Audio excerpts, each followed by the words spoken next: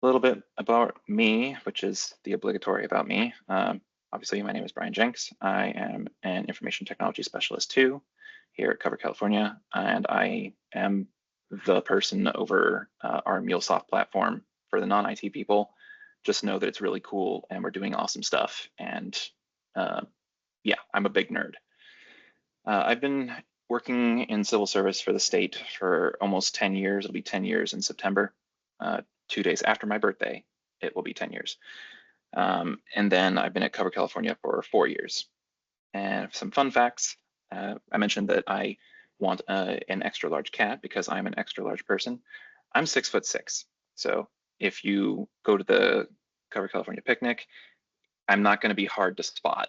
So if you see me, you can say hi. Other fun fact, I was diagnosed with ADHD at 16 and as autistic at age 30. I also do historical reenactment. I've been doing that for about 10 years. And I have a YouTube channel where I talk about technology, knowledge management, autism, and all kinds of other fun stuff. And I've been doing that for, I think, probably about 4 or 5 years. And I also thought it was hilarious that I have more subscribers than our agency on YouTube. I also have 6 cats, all named after Norse deities, and I have an innate urge to pet every cat that I see. Okay, that is enough self-aggrandizement. It is Autism Acceptance Month, and it is Autism Acceptance rather than Awareness Month these days because as a society, I'm pretty sure we're all aware that autism exists. We are aware of it. The trouble that we seem to have as a society is accepting those people with differences and invisible disabilities. So more so emphasis on acceptance.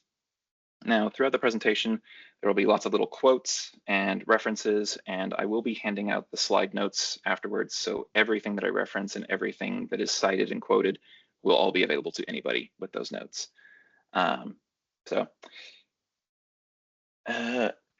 going to read this quote, which kind of sums up a bit about the autistic identity. In the United States, at least, being gay has started becoming accepted enough that queer people don't have to justify their existence by saying, we can't help but be this way. If someone were to choose to be gay, that wouldn't be a problem because being gay is good.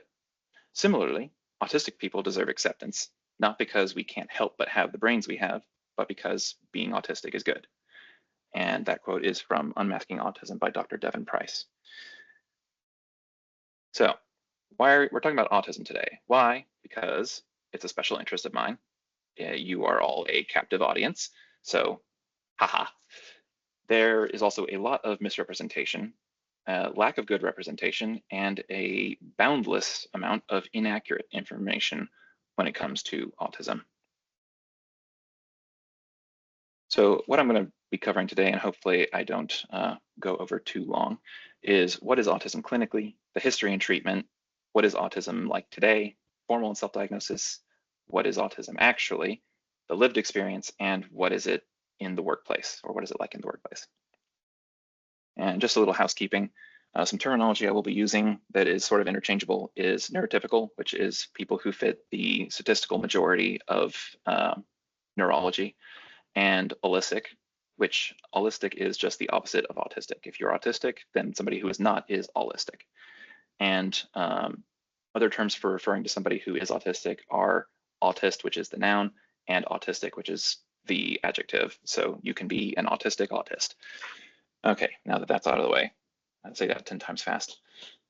Some caveats that I have for this talk, because there is a lot of sort of sensitive material and just some context. I am a formally diagnosed level 1 autistic. I cannot give my perspective on those with higher support needs than me, as it is not my frame of reference. I don't speak for all autistic people. I don't presume to speak for those who cannot, such as those who use nonverbal AAC, alternative augmentative communication. If you've met one autistic person, you've met one autistic person. So hello, you've met me. And there's a really great article I highly suggest everyone read, and I'm going to quote from it on, in general, also the vibe of the caveats I'm trying to give here. And I quote, "I'm not a doctor or a researcher I'm a 38-year-old autistic and ADHD software engineer. That means I have 38 years of lived experience navigating autistic and ADHD life. No neurotypical expert who has studied autism or ADHD has a better window into the lived experience than I do, and no non-autistic person can understand or relate to our culture in the ways that I can. But as I'll argue repeatedly throughout this essay, autism is not a monolith. I can't possibly speak for all autistic people, and many will disagree with many of the claims I'm making. Just like any other population, we have all sorts of politics, different perspectives, and opinions. I'm not here to present you with an authoritative definition of autism. I'm here to complicate your narratives in a way that makes room for me and people like me to finally be included in the conversation. It's my great hope that a lot of what I say just makes sense once you hear it framed this way. End quote. It's from a really amazing article called How to Talk About Autism Respectfully. Highly encourage you to read it. And trigger warnings. Just in case there are people sensitive to certain topics, this is the forewarning that some of these will be present in some detail. There shouldn't be anything like not work appropriate overall, but you have been warned. There will be talking about abuse, sexual assault, discrimination, suicide, bullying, police violence, victimization, murder, medical abuse, and infanticide. Boy, doesn't that sound fun to look forward to. All of that said, hold your questions, and here we go. What is autism clinically? So autism, or autism spectrum disorder, as it is known clinically, is a neurodevelopmental condition characterized by persistent deficits in social communication, interaction, and as well as restricted and repetitive patterns of behavior, interests, or activities. What a mouthful. Specific criteria outlining all of this can be found in the long name we all refer to it as the DSM, which is essentially the psychiatric Bible of mental disorders and conditions. So the DSM-5, and no, I'm not going to read all this verbatim. I will spare you all. The DSM-5 outlines a lot of particular points of what it takes to receive an autism diagnosis. What I want to draw your attention to in these highlights of criteria are in yellow.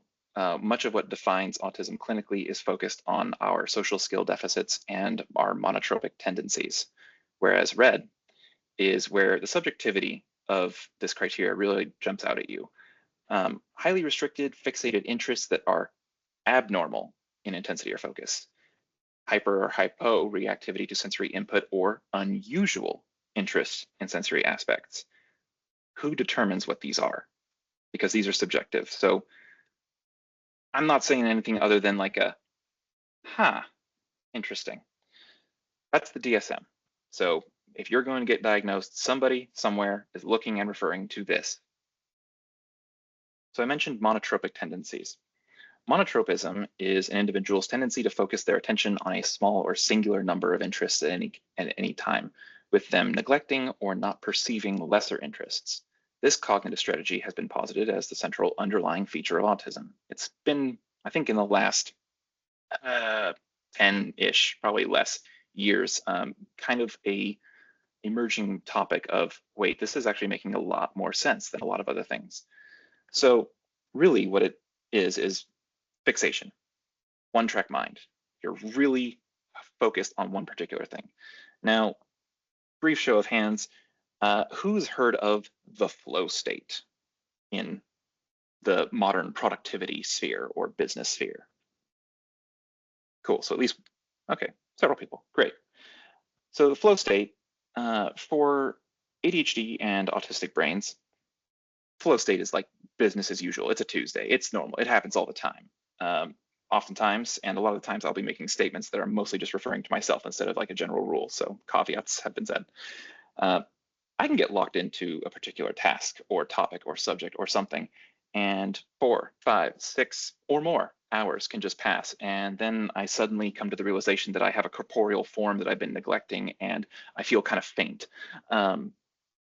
I've had times where I've literally sat at my desk for 9 hours and done whatever I'm doing, and I haven't moved. I haven't eaten, I haven't had water, I haven't done anything but sit there fixated on something. And so when it comes to the differences between holistic and autistic minds, all hail the flow state, but not like that, because if I do it, it's autism. So just as for a little context, I took the monotropism questionnaire, and you can see my results in the bottom left. I'm apparently more monotropic than about 81% of autistic people. This is not an authoritative questionnaire. It's more like a self-assessment of, that's interesting. So monotropism. Now, again, I'm not going to bore you with a wall of text, but a lot of these things are going to be referential, so you can go back and look at them if you are interested in tracing some of what I'm talking about. But the importance of this is that there are physiological differences between neurotypical and autistic people. This isn't even an exhaustive list. There are physiological differences, which means it's not just behavioral, it's not just psychological, these are physiological. So physical differences, not only in brain structure, but also in the rest of your body as well. There are actual changes in your body because of being autistic, or in some cases, in general, neurodiverse. So I'll get more into some of these things later, but the fact that there is physiological differences and it's not just all in your head is the reason why there is such an importance placed on identity versus person first language. More on that later. And just as like some examples, the differences in like amygdala variability can cause differences in emotional processing, heightened threat perception and anxiety. If you want to play a fun drinking game, try and find in a room full of autistic people, every time somebody says they have an anxiety disorder, take a shot, because you'll be sending some people to the hospital at that point. It's basically a given. Yeah, it's fun. So all this to say, it's not all in your head. It sort of is, but also not. And so some of the things that you can get with this, common comorbidities that come along with autism. Essentially, if you have constantly dealing with person and identity first language, if you get diagnosed with autism, often what happens is you don't just get autism. You suddenly find out, oh, I have 1, 2, 3, 5 other things alongside that particular diagnosis. And some of the more common ones you get are EDS, or Ehlers-Danlos syndrome, which can affect the connective tissues in your joints, in your blood vessels. It can make it so that you dislocate your joints easily all the time. You could get POTS, which is postural orthostatic tachycardia syndrome, where suddenly your heart rate will just skyrocket and you will pass out and sometimes just fall over in the middle of nowhere. And so you'll see people with service dogs who alert them that they're about to have an episode so that they can sit down and not cause themselves injury. ADHD is a very common one. And in fact, a lot of new research these days has shown that statistically speaking, you are more likely to have both conditions at once than you are to have one of them in isolation. So if you have ADHD, or if you are diagnosed with autism, you are more likely to have the other one as well than to not. OCD, anxiety, depression, dyspraxia, sensory processing disorders, the list goes on, with a variety of neurological, gastrointestinal, immune, endocrine, and psychiatric conditions. It's basically a party bag of delightful issues that are often invisible and discounted by society at large. You're welcome. So, what is the history and the history of treatment for autism? This is where we get into a little bit of fun. So the original discovery of autism, believe it or not, is credited to the early research of Grunya Sukareva. And I'm not going to go into much of what she did, but originally autism was thought to be some sort or form of a schizophrenic disorder. Moving on, skipping through the timeline, you have around the World War II era, you have Leo Kanner, who coined Kanner syndrome, which kind of ran in parallel, like they were alive at the same time, different circles, but it's weird. If you want to look at the history, reading Neurotribes by Steve Silberman is literally like the definitive resource for the autism timeline, which I've included the timeline in the slide notes, but that book is a tome, very, very thick book, but very informative. So we had Leo Kanner with Kanner syndrome, and if anybody's heard of the very famous Temple Grandin, she was diagnosed with Kanner syndrome when that was still a valid diagnosis. But there was also Hans Asperger, who is obviously where we get the term for Asperger's. And he was controversial for being a Nazi supporter, but at the same time, like, it's kind of weird. Like, was he supportive only so that he could shield the people that he was trying to protect or fight for his cause, or what? Who knows? It's not really easily discovered at this point.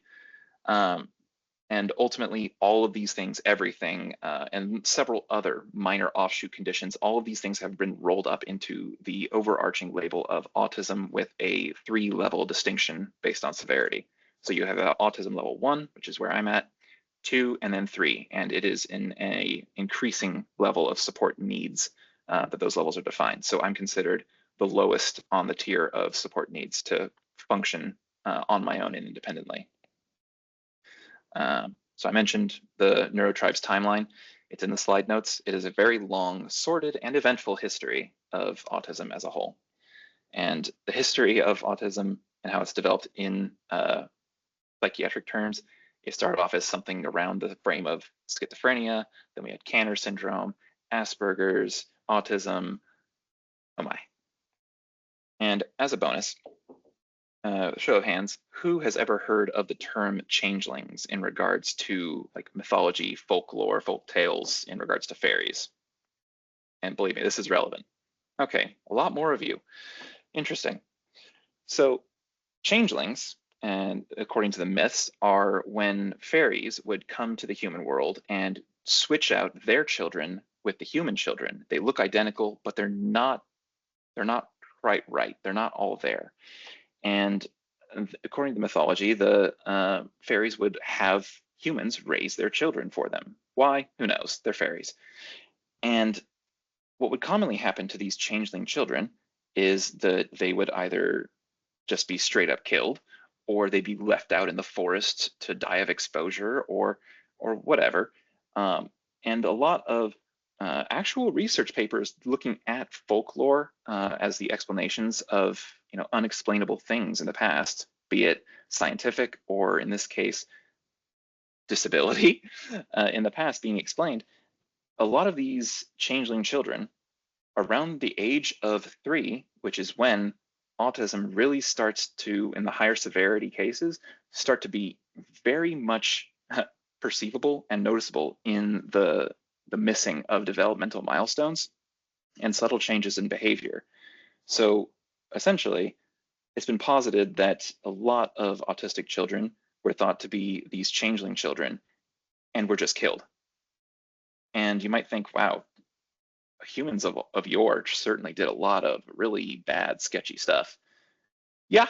The last instance of a documented killing like this was Bridget Cleary, who was burned to death by her husband in the presence of her father and several close relatives in rural Ireland in 1895. That sounds like a long time ago, but as we know with many things like segregation, we think these things are a lot older than they actually really are. Because for reference, I actually got to know my great-great-grandmother. She died when I was 16, but she was born in 1904. That means that she was only 9 years late to that event. So it was almost within living memory that this event occurred. So yeah, that's fun. So I guess those were the fun facts, because the not so fun facts from autism history.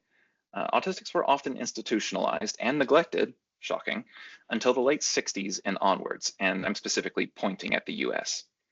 Lobotomy was a common treatment for institutionalized autistics, and shock therapy was also often applied at institutions and is still being used today, despite ongoing controversy. So that was horrible. Things are better now, right? Right? Autism today. So you've probably heard there's an epidemic. It's the autism epidemic. Everyone's getting diagnosed. What's going on? There's something in the water. No.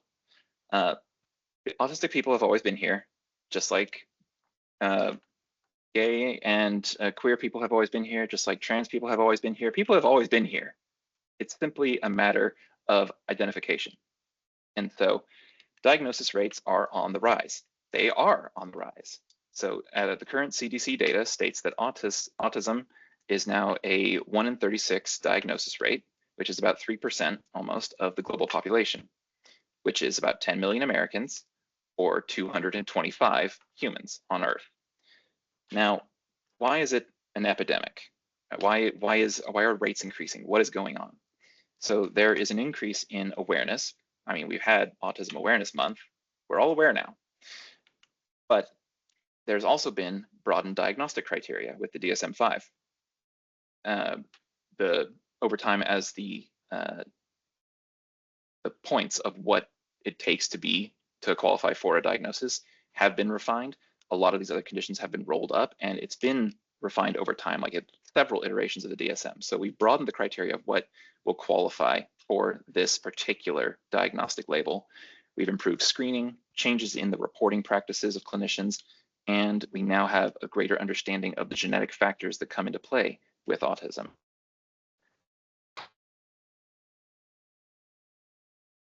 And they have children, it's very likely that their children will either be autistic as well, or potentially subclinically autistic, which means that they have a lot of the presentation and symptomology, but it's not to a level of severity that qualifies them for any of the diagnostic levels. So there's not suddenly more of us. Many more are simply discovering themselves. And that 1 in 36 is still likely heavily inaccurate because there are large disparities due to race, gender, socioeconomic class, sociodemographics, and cultural factors. So there's likely even more undiagnosed autists out there. So what do we do to treat autism in the present day? So the most common thing is early intervention services, which ABA remains one of the most popular, or actually, I suddenly forgot that, oh, there it is. Applied Behavioral Analysis, that's what ABA stands for, is one of the most popular and widely recognized therapies, focusing on the reinforcement of desired behavior and reducing unwanted behavior in autistic children. And you'll see these little ABA centers pop up everywhere.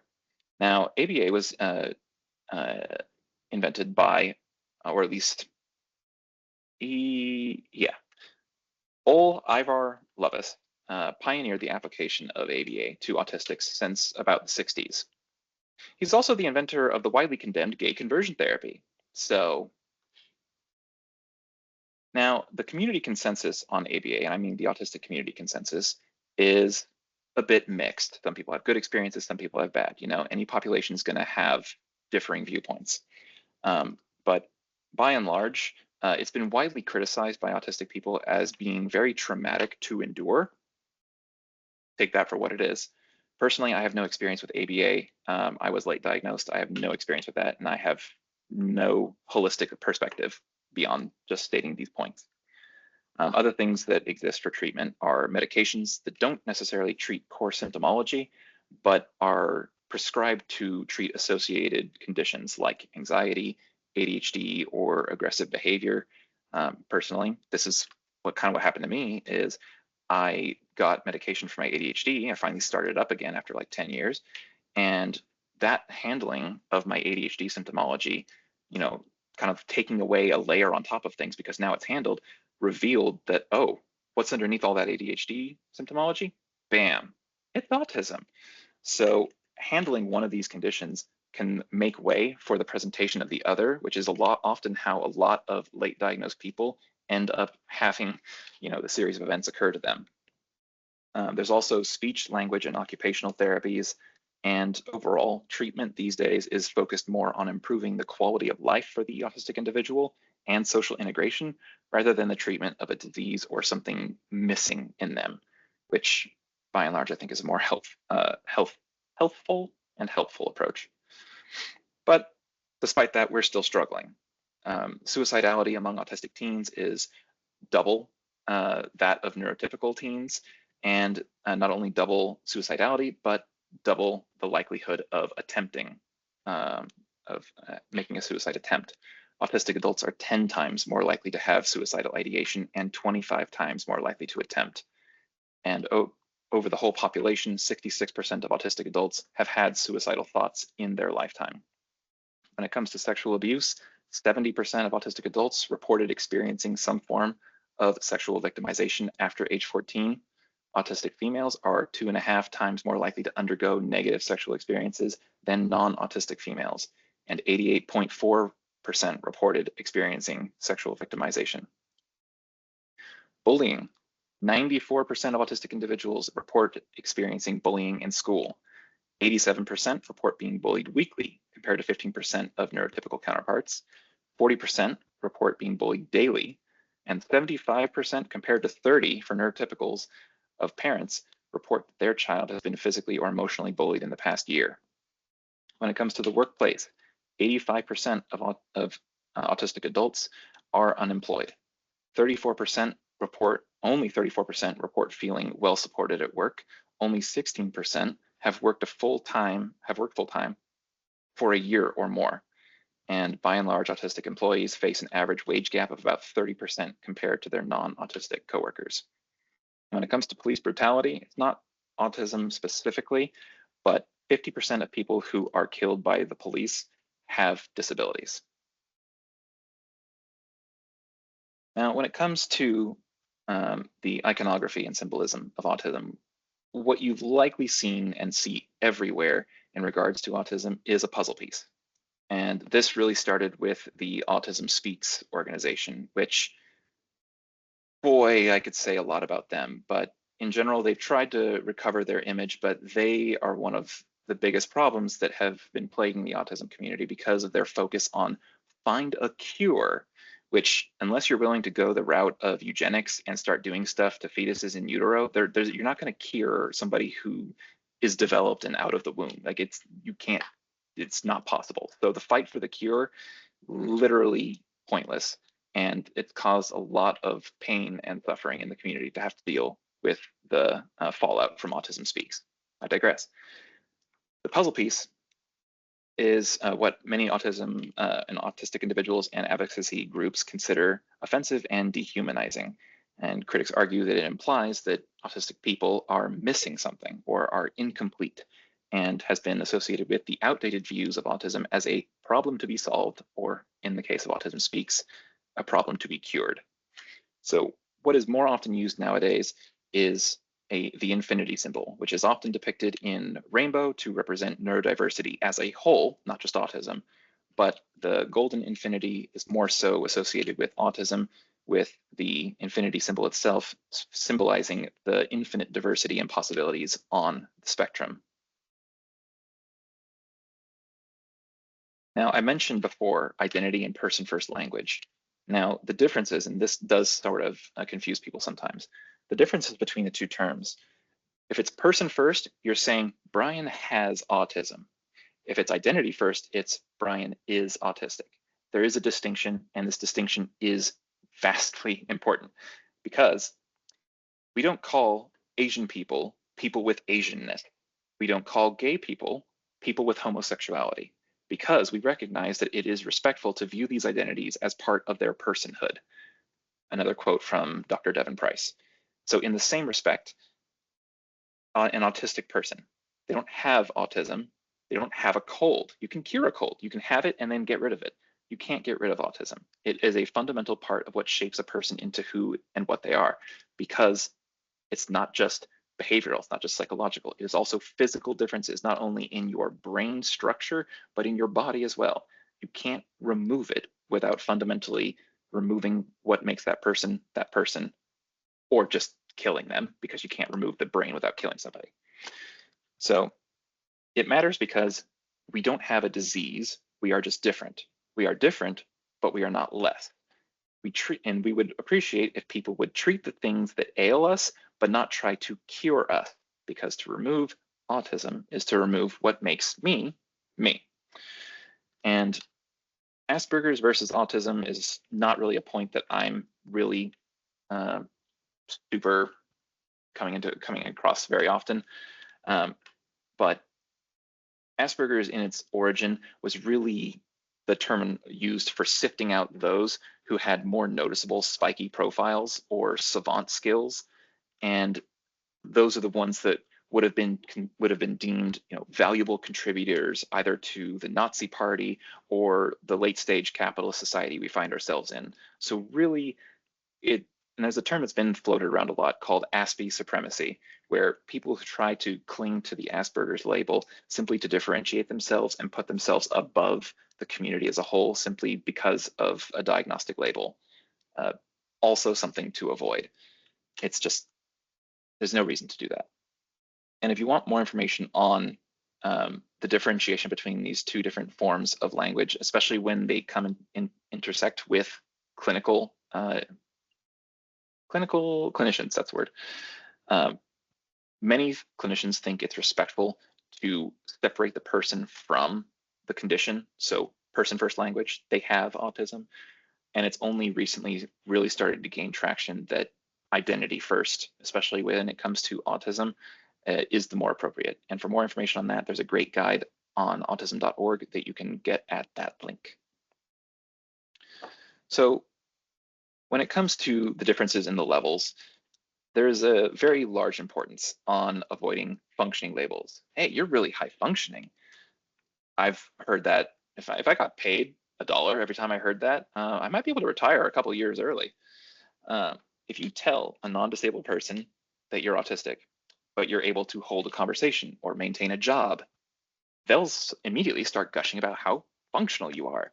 Usually that remark comes with the implication that you don't really count as disabled because you can fake a non-disabled status, if only for a moment, which really ties in with, oh, that's actually my next slide.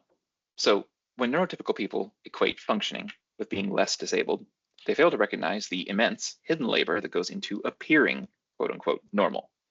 The very concept of functioning status is predicated on the logic of capitalism and the legacy of the Protestant work ethic, which both have all of us trained to believe that a person's productivity determines their worth. And no one is more harmed by this worldview than the disabled people who cannot work and produce value at all. And the disabled people are the most likely to wind up abused, forcibly institutionalized, or homeless as a result, which ties in with masking, which is what we have to do to appear normal, and then just be told that we're really high functioning and not disabled at all and we don't need accommodations. Whatever.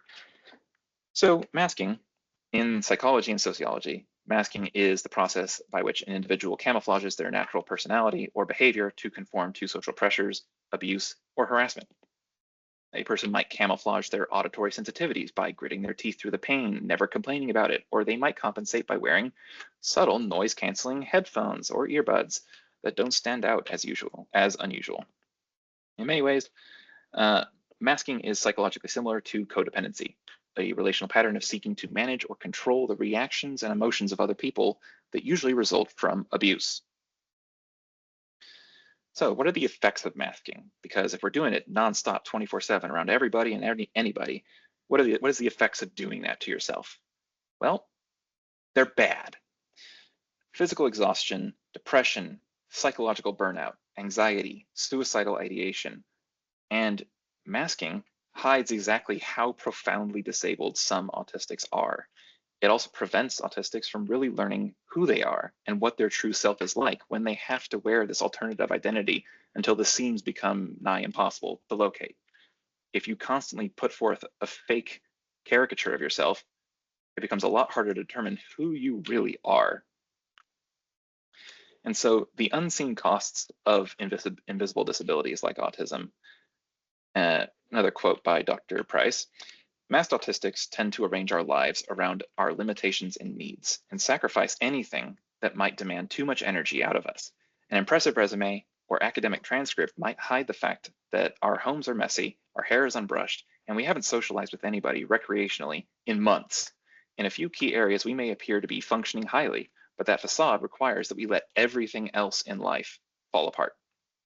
And if you couldn't tell throughout the entire presentation, literally every slide is me just saying, same. So with all of this, we're devoid of empathy and have no social skills, right? You probably hear that like, oh, autistic people, they don't have empathy. They're not empathetic at all. They don't care. Well, research actually suggests that all of the attention we put towards masking our own emotions and mirroring other people's contributes to our struggles with empathy in the first place. Like, I spend all this effort and energy to try and fake and fit in so that I don't get, ostracized, abused, and mistreated. for that to affect my ability to actually empathize with you, which then ends up with me being abused, mistreated, and ostracized. Fun times. Though autistic people are stereotyped as lacking empathy, it's frequently non-autistic teachers and caregivers of autistic children who fail to reflect on their interior experience and the motives and feelings that make their behavior make sense. Think about things from the other person's perspective. Think about what that autistic individual is going through, how things appear to them, be in someone else's shoes. Which brings up the double empathy problem, a semi-recent theory that kind of explains that, oh wait, we don't have a social deficit.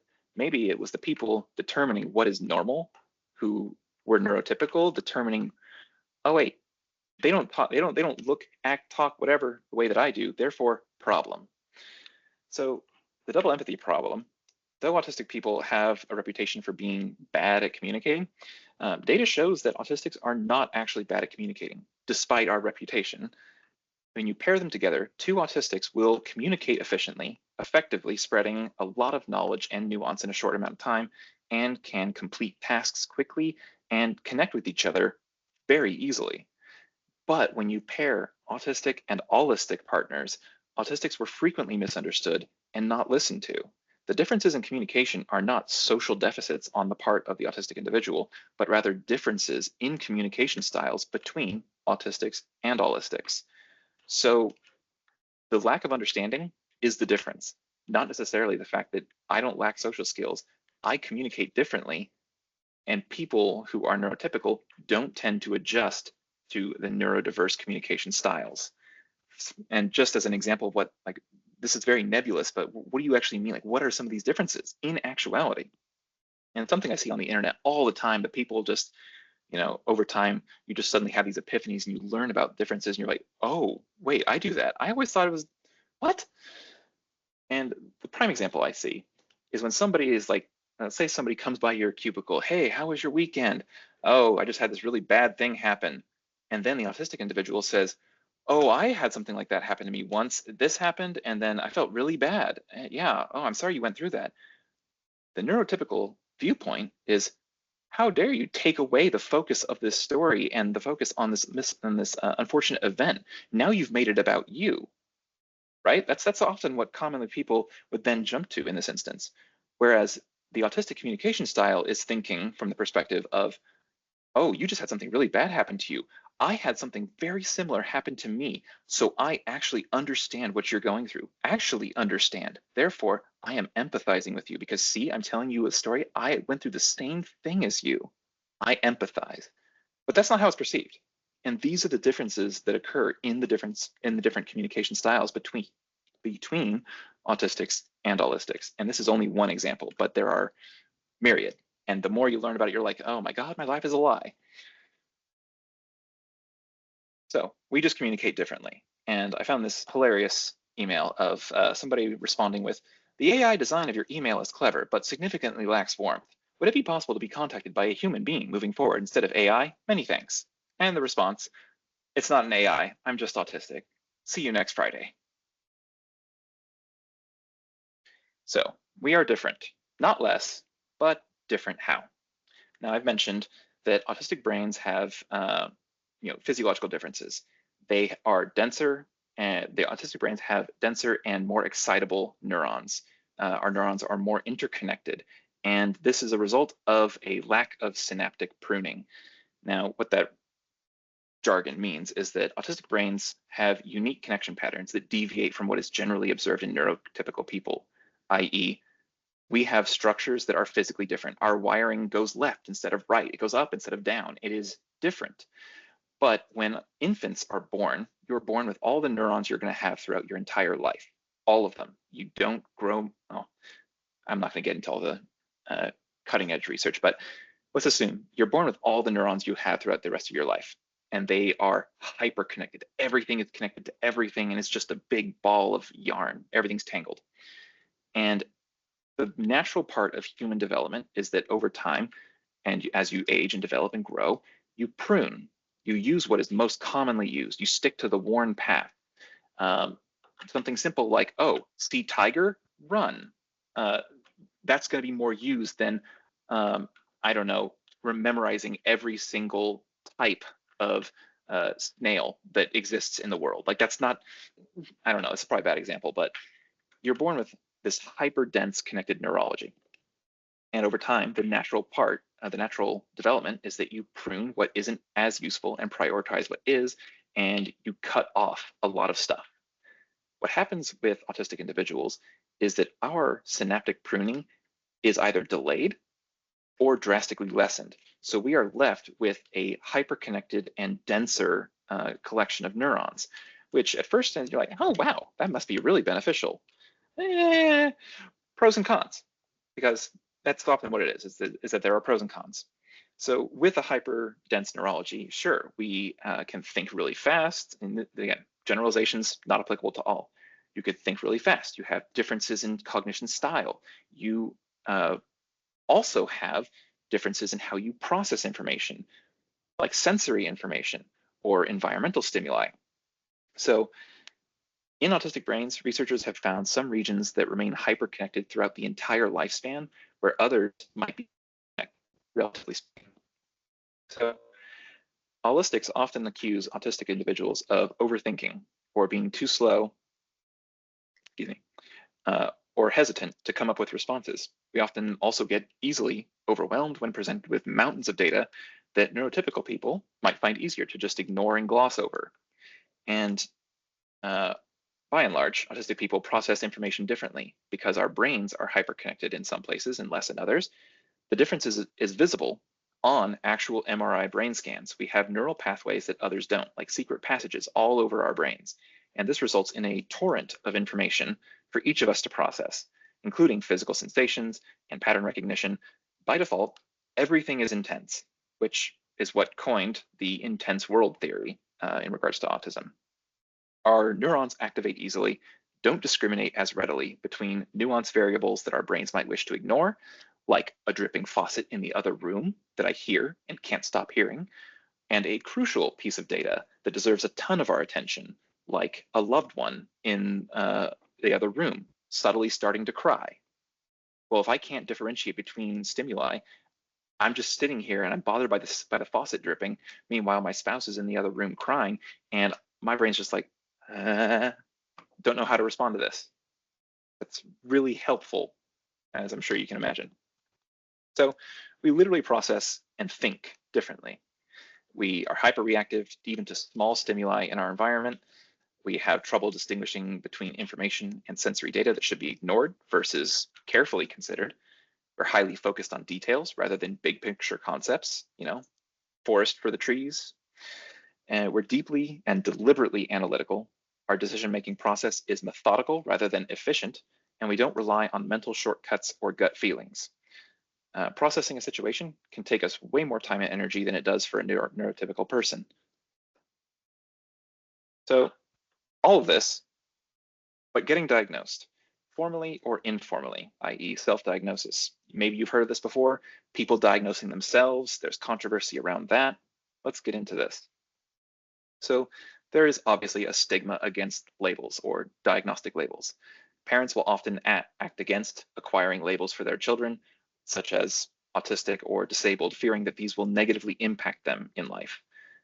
Labels afford the children lenses through which they can understand their distinct experiences and find commonality with others.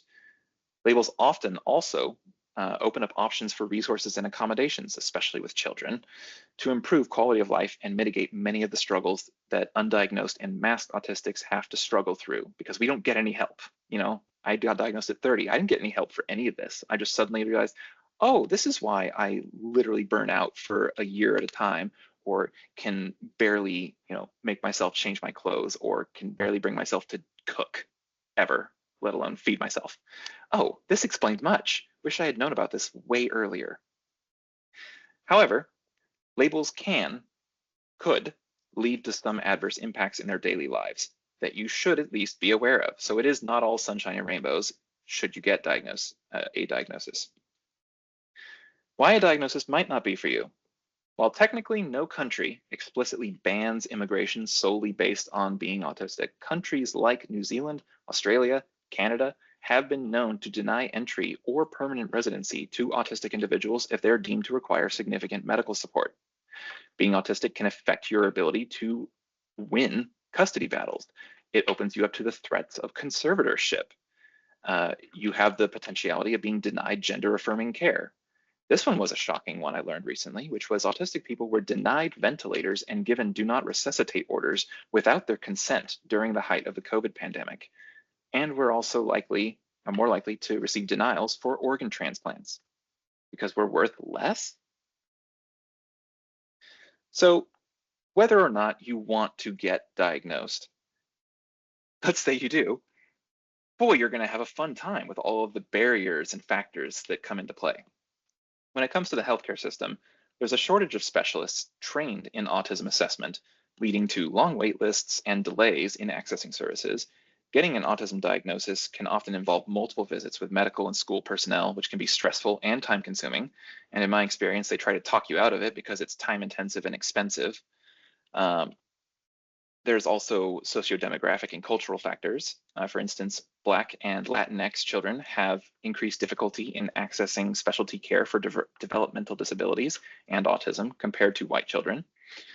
Limited English proficiency can create barriers to accessing healthcare services and understanding complex diagnostic processes. Cultural beliefs about autism can influence how families perceive and seek help for their children, potentially leading to delayed diagnoses. And many parents may not be aware of the signs and symptoms of autism, or they may not understand the importance of early intervention. And with the genetic component, it kind of makes a little sense. Like if you don't appear weird to your parents because they're also undiagnosed autists themselves, well, why would they take you in to get evaluated when everything you're doing is normal to them because you're all doing the exact same normal, i.e. it me. So individual factors. Autistic individuals, particularly girls and women, may mask or camouflage their autistic traits, making it harder for others to recognize their needs. And a lot of this really comes into play because female and males are socialized differently. So being more exposed to socializing and interaction makes females more likely to have a lot of socializing exposure and improve the quality of their mask, making them therefore harder to detect. Not only is the presentation different across genders, so this also affects things. Their families may experience anxiety or fear related to the diagnostic processes or potential implications of an autism diagnosis. And then the stigma associated with autism can lead to reluctance to seek help or disclose a diagnosis. Autistic individuals may have difficulty describing their experiences and symptoms, more on alexithymia later, which can make it challenging for healthcare providers to accurately assess their needs. If you don't have the language to describe your experience, it's going to make it harder for people to actually identify what your experience falls into, which is why having that diagnostic label can be helpful, especially with preliminary research, to get the language to describe what you're feeling and what you're going through. So also, some individuals and their families may have had negative experiences with healthcare providers, shocking in the US, leading to mistrust and reluctance to seek further help. And their families may lack access to adequate support services such as therapy, counseling, or advocacy. So good luck. All of those barriers. And then we come into why self-diagnosis is valid and often considered valid by the community as a whole. So all of those barriers exist, like they exist. So that's a problem. Then there's the accuracy. How accurate is a self-diagnosis when it comes to autism? So extensive research by individuals, self-diagnosed individuals often engage in meticulous research about autism traits, using resources like books, online articles, questionnaires, and the process mirrors the thoroughness required for formal assessments. And it's been validated by studies that self-diagnostic tools can have a high accuracy rate for identifying autistic traits. Now, there's also a reason, like, why would you do this? There's a practicality and in it, and there's a reason why we'd want this self-understanding. For personal insight, Self-diagnosis allows individuals to better understand themselves and their experiences without having to go for that formal label, often providing clarity about lifelong challenges or behaviors. There's also the community acceptance. The autistic community generally supports self-diagnosis as a valid form of identification, especially when formal diagnosis is unattainable or unnecessary for accessing services. And there are a myriad of benefits to allowing and accepting self-diagnosis, which namely identity formation. Recognizing oneself as autistic can foster a positive sense of identity and reduce internalized stigma, which is crucial for mental health and quality of life. Like if you judge a fish by its ability to climb a tree, it's going to live its entire life thinking it's a failure. Toss it in some water and suddenly it's like, oh, this is great. I'm great at this. It's the exact same thing. And then finally, connection with others. Self-diagnosis enables individuals to connect with the neurodiverse community without needing formal validation. Like, you can't talk with us, you can't identify with us unless you have had a medical professional confirm. And I hope you have coverage because that could cost like $6,000. I hope you have the money. Like, really? No. So let's talk about my hilarious diagnostic journey. Now, I am literally the target demographic of the bias that is present in the autism diagnosis. I am a cisgender, hetero, white male in tech. I am literally their poster child, and I still had a hell of a time. So let me tell you about this. I was diagnosed with ADHD at 16. In 2015, the DSM was revised to allow dual diagnosis. So until 2015, I couldn't even get my autism diagnosis in tandem because I already had ADHD. So remember what I said about the 70% overlap? Yeah, till 2015, that wasn't even possible to get a dual diagnosis. So how did I even start looking into this? Like, why? Well, I started medication for ADHD, and then we all know how aggressively accurate and too real the TikTok algorithm is. So I'm on TikTok watching ADHD videos, and suddenly the algorithm starts sending me autism TikToks. And suddenly those start feeling a little too real. In fact, those are hitting a little too close to home and much more than the ADHD ones. So I brought it up to my therapist at the time. I was using BetterHelp. And I'm like, hey, what do you think about this? Like, is there something here? Am I onto something here? And I was told that, I know somebody with autism. You don't look like that. You can't know. What immediate red flags? I'm like, okay, not talking to you anymore. And then enter the binder. So I went and took every self-assessment I could possibly find, every result, every school age record, every line item of the DSM criteria. I went through it line by line, ranked it in severity, gave my anecdotes and information about each point, and then I got that from my family and my spouse. All of this in a binder, which I then color-coded, tabbed, and brought with me to healthcare appointments. If you couldn't guess already, probably autistic if you're doing that level of insanity. So then I asked my primary care provider, hey, can I get a referral to behavioral health? I want to be evaluated for autism. My PCP, trusting me, is just like, sure. Behavioral health said, no, not clinically relevant. We don't need to do that. Too long, too expensive, no. Me being stubborn and hyperfixated because, haha, monotropism, didn't take that well. So I filed a grievance with the government oversight agency over the health plan. So I went to DMHC and I'm like, hey, I'm not happy. And they said, cool, happy to help, but start at a lower level of complaint. So I went and filed a grievance at the member level. That got denied, and I appealed. And randomly, when renewing my ADHD medication, that particular clinician that said no to me was the one renewing my medication for some reason. Never had that happen before. We got to talking, and apparently, I just need to be actively in therapy treatment with this health plan to be able to receive a referral. And I'm like, why didn't you lead with that? So I started therapy, a month later because of wait times, and brought my binder, had my referral within 30 minutes because, of course, and then drum roll, please, autistic.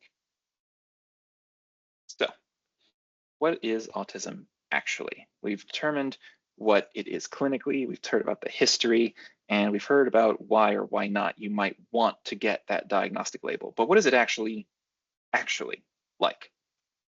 So being autistic, it's effectively impossible to be an untraumatized autistic person in our society.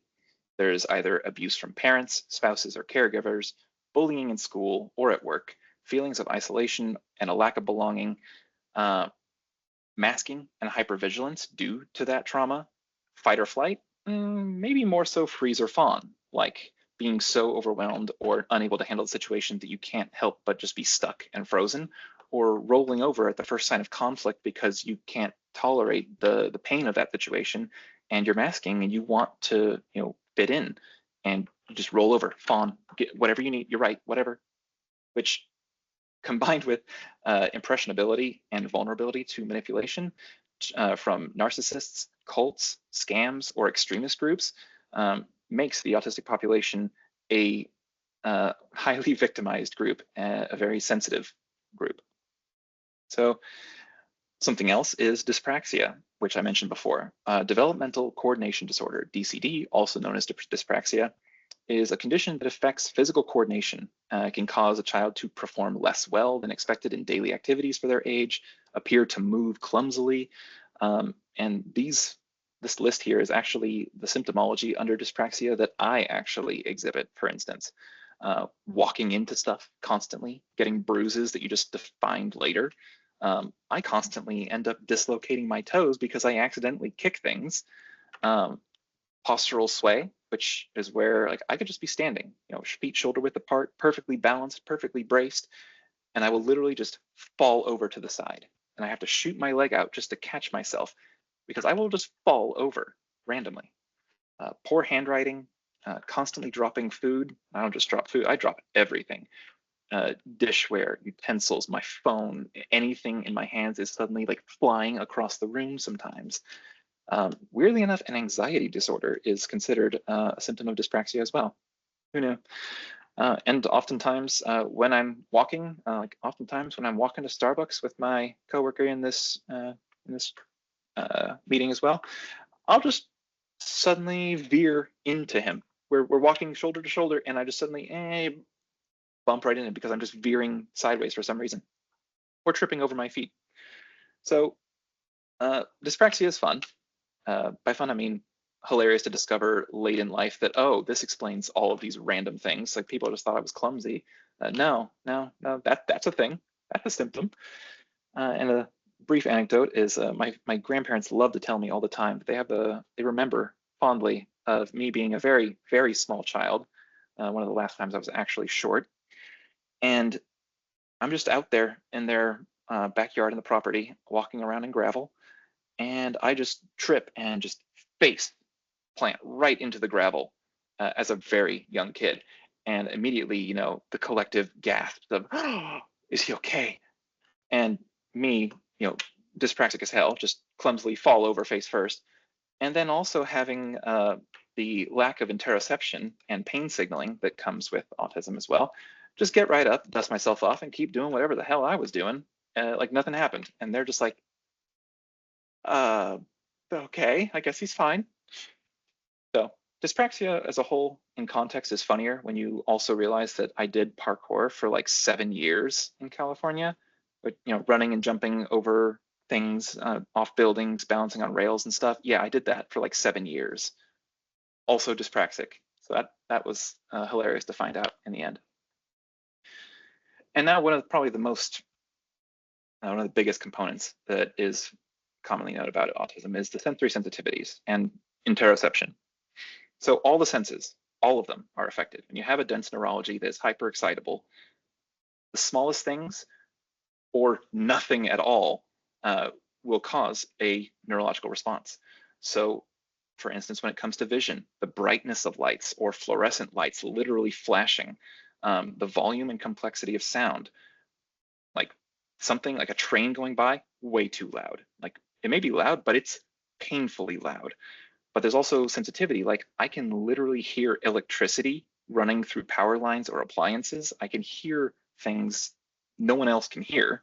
I've heard the little stakes you put into your front lawn to scare away the the moles or groundhogs, like I can literally hear those things. Apparently that's not a common thing. I found that out randomly. But also complexity of sound. It's not always just volume that you're sensitive to, because remember, we can't prioritize different stimuli, like the difference between a faucet dripping over there and somebody crying in the other room. Like there's just sometimes there's too much complexity of what's going on at a given moment. And so thinking about the all staffs that we have in person, or like, let's say our company picnics or whatever, if I'm sitting somewhere and all of a sudden there's like 15 groups of people all around me, all having different conversations, I can't just pay attention to the one conversation that I'm a part of right there, because I can't filter out all of the information going on around me. So it's literally like having 15 audio tracks all playing over each other at once at the exact same volume. Have you ever tried to listen to 15 songs all at once, all over each other at the same volume? Try teasing out one of them, and that's what it's like, which is another reason why headphones, because then it dulls all of that stuff to an even lower auditory level. Well, the closeness of who I'm talking with, physically proximity, makes it easier to pick out their conversation. Like I'm not even playing anything, it's just noise canceling on, but it literally reduces the decibels of incoming sound so that I can tease out the complexity. And most people don't know, like, oh, are you on a call? No, I'm just trying to be able to actually hear you. Smells, being sensitive to very pungent odor, or this is also why they probably have rules about perfume and cologne in the workplace, is literally you can be too sensitive, or I guess in some cases allergic to that. Then there's touch, with either temperature or tactile defensiveness, not liking the physical sensation of touch. I'm personally really hypersensitive to heat. I don't like the heat, and so usually like AC to the max. Then when it comes to like actually food, there's a condition called ARFID, which is avoidant restrictive food intake disorder, which, oh, you're a real picky eater. All you eat is chicken nuggets and you refuse to eat anything else.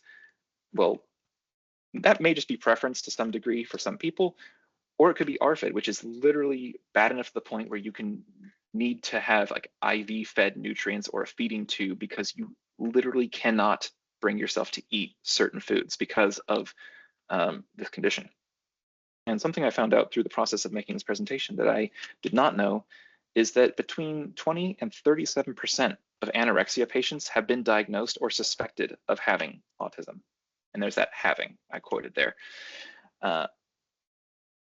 So not only anorexia, but issues with avoiding food can be compounded by some of the medications that we take, potentially. Like in my case, my ADHD medication actually affects appetite. But also, like, I got diagnosed with a feeding disorder because I struggled to just feed myself. It's not like I don't want to eat. It's just, I just can't bring myself to feed myself a lot of the time. I just don't want to deal with the logistics of food.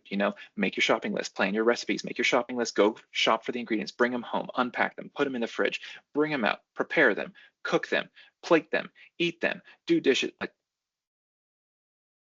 I look at that and I'm like, I'd rather just not eat. I'd rather just, photosynthesize from the sun and not have to deal with the concept of food. And I mean, I literally went for a 7-day fast once just to see if I could. And after 3 days, I'm like, this is the best feeling ever. I don't have to think about food. I'm not hungry anymore. I'm relaxed. I feel light. Granted, that's probably not a healthy thing to do regularly, but literally, let's see what it's like to not have to eat for a week. And then there's issues of interoception. So the bodily signals of, hunger, thirst, pain. Remember how I said, you just sit there hyperfixated for like 10 hours and do nothing?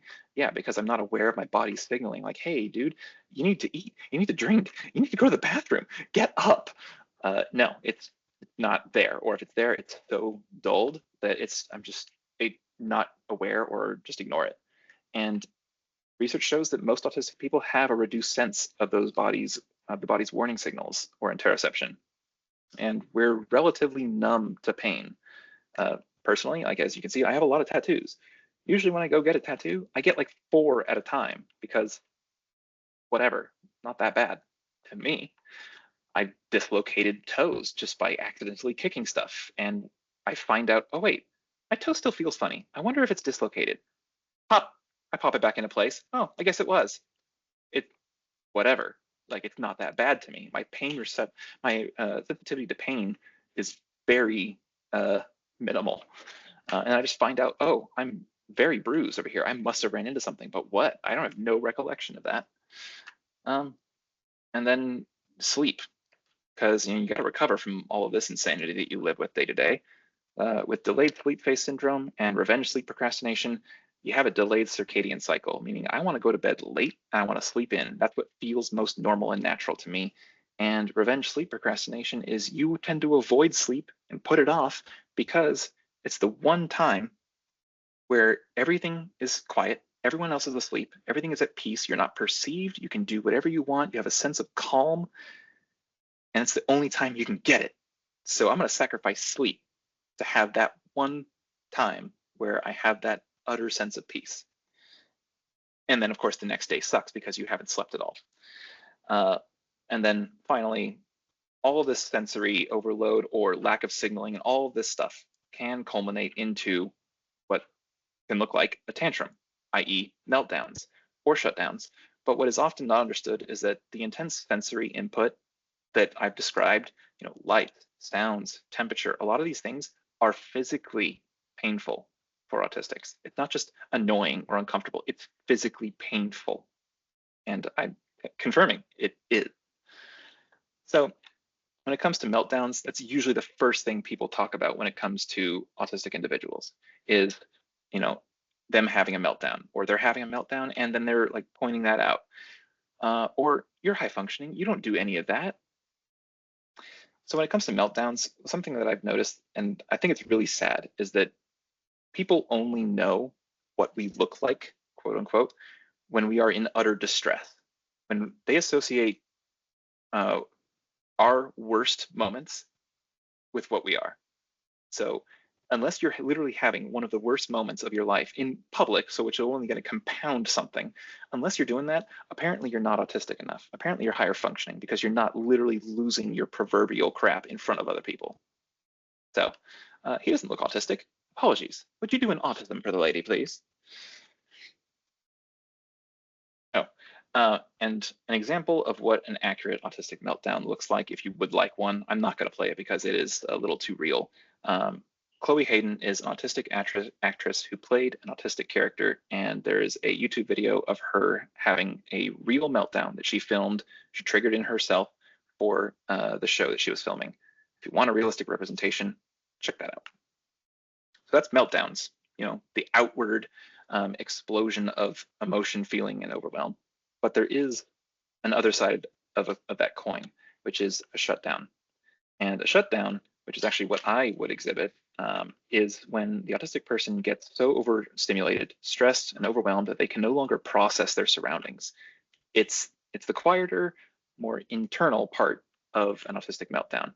So meltdowns tend to involve, crying, self-harm, outward aggression. Shutdowns are essentially a way of dissociating from one's surroundings, and it can look like falling asleep suddenly, becoming unresponsive, or just zoning out, i.e. dissociation. And to compound this horrible happening of overwhelm is perseveration, which think of it like thought, like we're fixated to thought looping. Like remember, monotropism, we're fixated on something. Well, now you're fixated on the thoughts of what triggered your meltdown or shutdown, and you can't escape the death spiral of fixating on what's going on. And now you have to try and calm down and regulate when you literally can't stop feeding the cycle of your thoughts that are just going around and around in circles and re-triggering yourself to stay in this state. So it makes de-escalation and regulation during times of overwhelm harder to achieve. And it also is why we tend to fixate on topics and we can't just let things go. Like, dude, chill out. It's not a problem anymore. We can just talk about this later. No, I need to talk about it now. Perseveration. And I mentioned this earlier, alexithymia. So even if you manage to calm down and regulate, we're still going to be unable to adequately describe what we're feeling or convey what we're feeling in a way that others can understand, or that even we can understand, because roughly half of autistics are estimated to have alexithymia, and it literally indicates a lack of terms to express emotion or moods. And in fact, A common trait in alexithymic patients was their inability to verbalize their emotions, either due to their unawareness of the feelings that corresponded to these emotions or due to their confusion of emotional and bodily feelings. And this can cause anxiety, related sleep issues, and an inability to healthfully express and externalize emotions, which may be manifested as immune, gastrointestinal, circadian disruptions, and it's frequently seen in autistics. So the overlap is high. So you're overwhelmed, you have trouble escaping your state of overwhelm, and then once you finally do, you can't really healthily express the emotion that caused it in the first place. And you're still trying to fit in with everyone else around you by masking the whole time. Stress. So what can you do to try and de-escalate, to regulate, to reduce this stress? Enter stimming. Stimming, or self-stimulatory behavior, is something that everyone does, Allistics included. Everyone does it. And it's something that we can do to try and help regulate ourselves. Common physical, it can take many forms, but common physical stims, especially with autism, that you might be more likely to notice, are the rocking back and forth or the hand flapping. These are some of the common physical stims you might see in autistic individuals. Other examples include like fidget toy usage. Like I'm literally got this next to me. You may have heard it in the background, but I'm literally moving a fidget toy right now. So those like physical stims. There's echolalia, which is repeating lyrics from songs, popular slang words, movie or TV quotes, or like making this presentation. I literally had the same song on repeat for 3 days because it's my current stim song. I just listen to it and literally squeeze every drop of dopamine I can possibly squeeze out of this song. And that tends to be what I do. Listen to a song every day for hundreds of times until I get sick of it, and then find a new one and repeat the process. And then engaging in special interests. Your favorite TV show, your favorite book, your favorite video game. You may have played it, beaten it, read it 100 times, but you're going to do it again because it's familiar, it's comfortable. But not all stims are equal. Sometimes stimming can be harmful. And stimming, by and large, is normal, healthy, and beneficial behavior, except when it causes harm to the self or others. Things like hitting, nail biting, pulling out your hair, skin picking. These are all things that are harmful that should try and be redirect away from that to something a little bit healthier.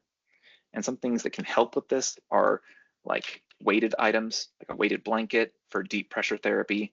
There's weighted stuffed animals, there's weighted clothing like robes and hoodies. I literally own all of these things to try them out.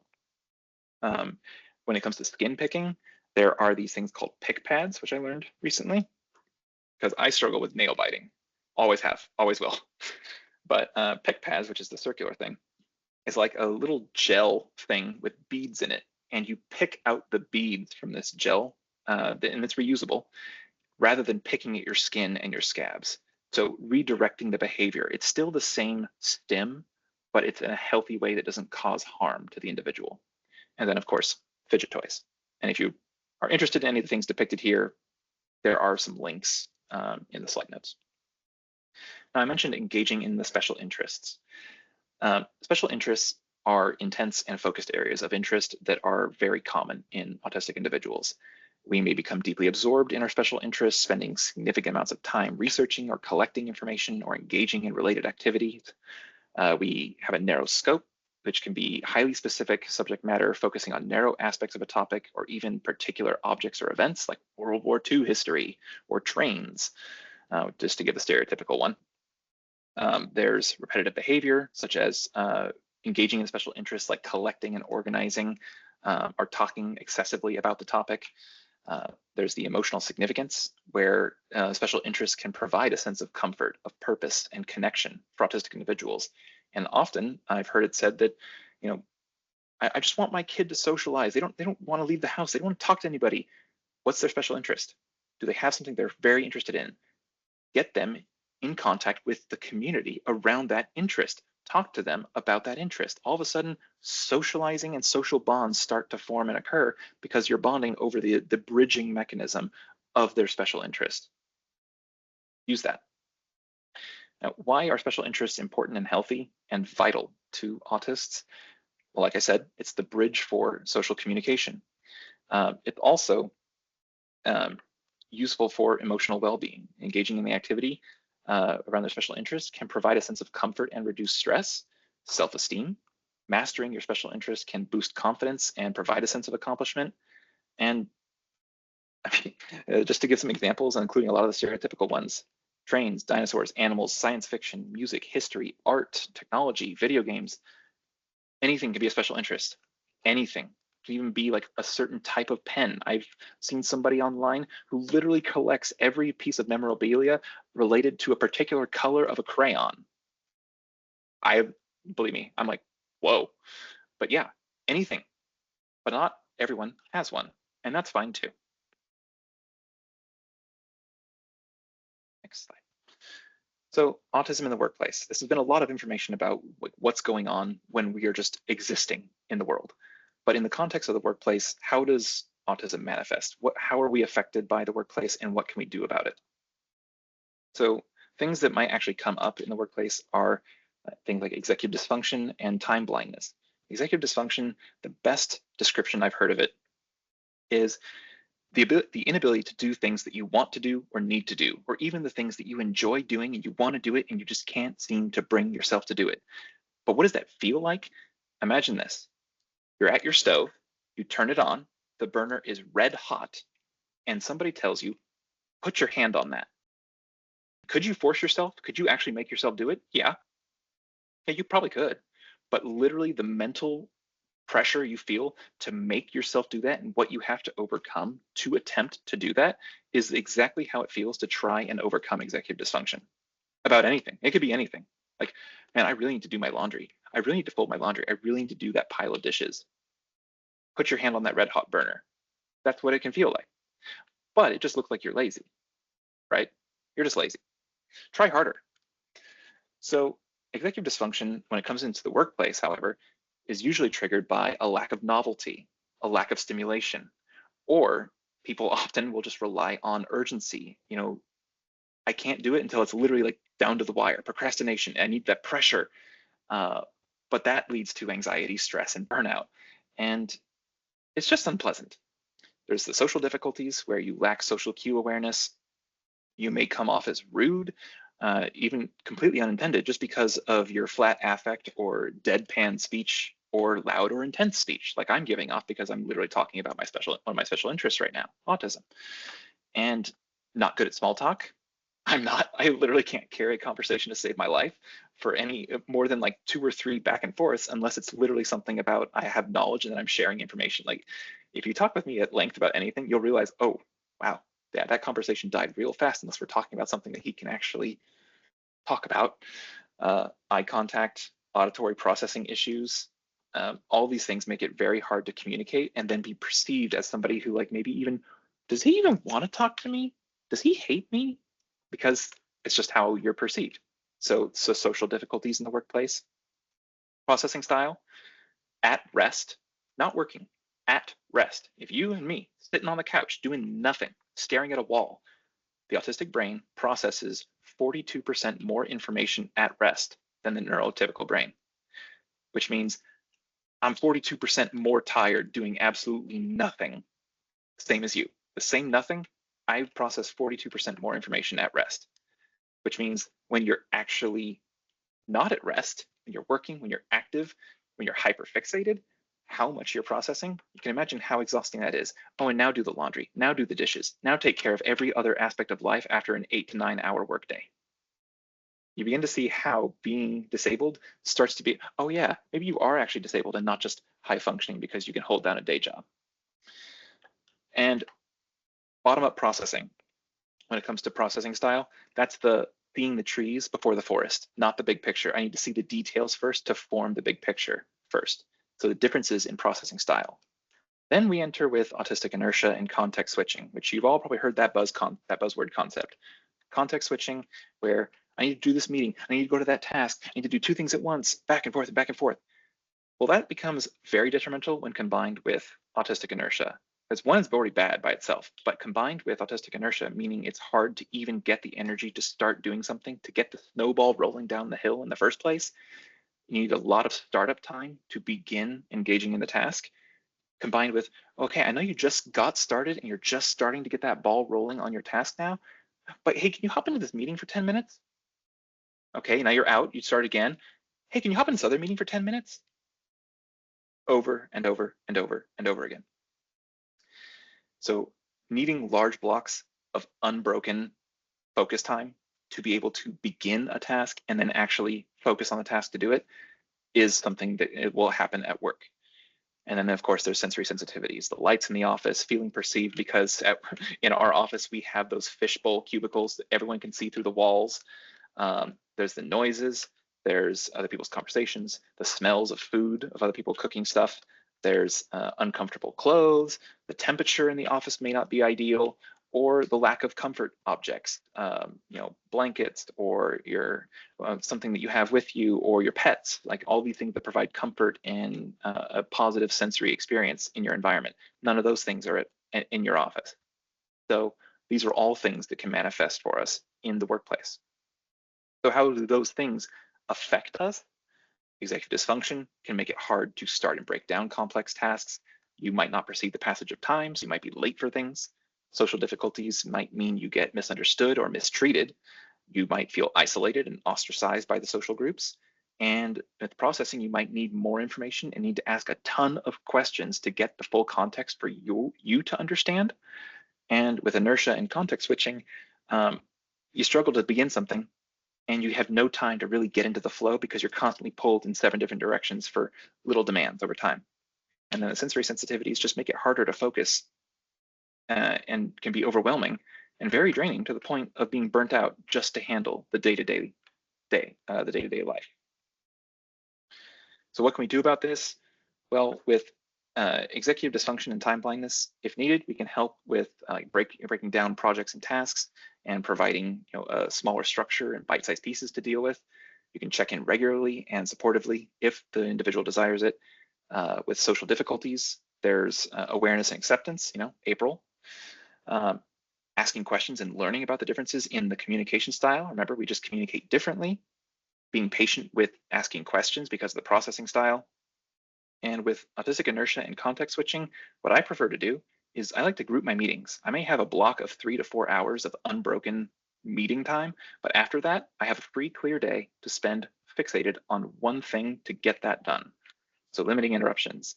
And when it comes to sensory sensitivities in the office, I don't know, wear headphones, but the lights, smells, privacy, we don't really have anything else in place for that. So remember, these are just this is my perspective, some things that maybe for me that would be helpful, but that's just me. And finally, yes, we are coming to the end. Sorry if we went over a little bit, but the last final points are some of the suggested resources, because you saw my pile of books in an earlier slide. I read a lot about it. What are the biggest bang for your buck resources to look at? These books, this organization, instead of Autism Speaks, I highly recommend checking out ASAN. When it comes to media representation, some of the best things I've seen are Quinny from Heartbreak High, played by Chloe Hayden, who is an autistic actress playing an autistic character in probably the best media representation I've ever seen of anyone ever. And then Woo Young Woo from Extraordinary Attorney Woo, played by Park Hyun Bin. While she's not autistic, her portrayal was lauded by the community for its respectful take, not making the character the comedic foil, showing them as a holistic person while portraying the struggles and obstacles they faced. And she consulted with the community for accuracy and a respectful representation. So props. The bad, I personally don't like the show Love on the Spectrum. I think it's literally infantilizing and it looks more like you're watching animals in a zoo kind of vibe. So I really don't like that one. And then the ugly, I can elaborate more if you want to ask, but The Good Doctor, Atypical, though it's not canon, Sheldon Cooper in The Big Bang Theory, Rain Man, I think all of these are horrible autism representation examples. Don't look at that as an example of, oh yeah, that's a good representation. No, I would argue against that. References if you want to look at anything I cited.